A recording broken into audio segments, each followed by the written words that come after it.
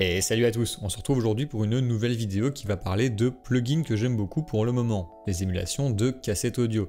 Les cassettes étaient un support musical des années 80 qui était juste pas terrible, on va pas se mentir, mais l'effet de la nostalgie et l'esthétique musicale actuelle veut que en fait, c'est pas si mal finalement les cassettes et du coup on a plein de plugins qui servent à retrouver ce son.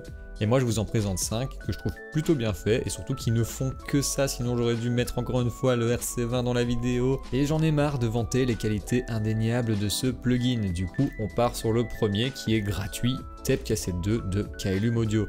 Et franchement pour un plugin gratuit, c'est vraiment très bien.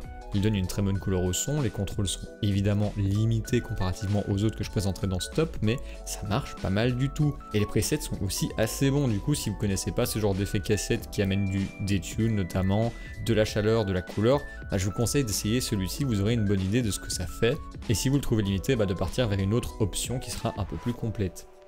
Le deuxième de cette liste, c'est le cassette de Waves Factory. Bien plus complet que le précédent, on peut choisir la génération de cassettes, ce qui change les fréquences rendues évidemment, rendre certains éléments hasardeux, un peu comme si on avait de la vraie bande analogique, genre des drops, des petits bugs de cassette quoi. Bref, plutôt joli, plutôt cool. Il a aussi une version gratuite mais qui ne permet pas l'effet cassette mais plutôt de générer des sons de lecteur cassette, genre quand on appuie pour aller plus loin ou le play, le stop, tout ça quoi. Et on passe au numéro 3 sans trop de transition, le Sketch Cassette 2 de Aberrant Audio. Au-delà de son design très polarisant, disons ça comme ça, il est plutôt complet et versatile.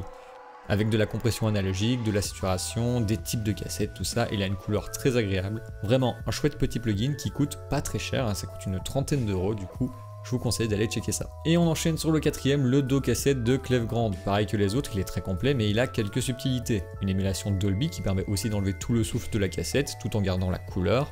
Et la possibilité de jouer avec l'angle de la tête de lecture d'un lecteur de cassette pour créer du flanger analogique.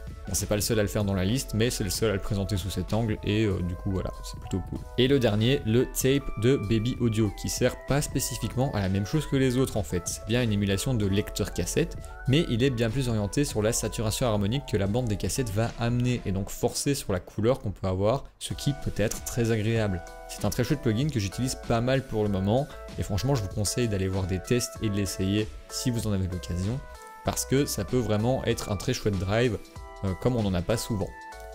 Et voilà, ce sera tout pour cette fois, j'espère que ça vous aura plu. Si c'est le cas, likez et abonnez-vous. Sur ce, je vous souhaite un bon appétit et salut!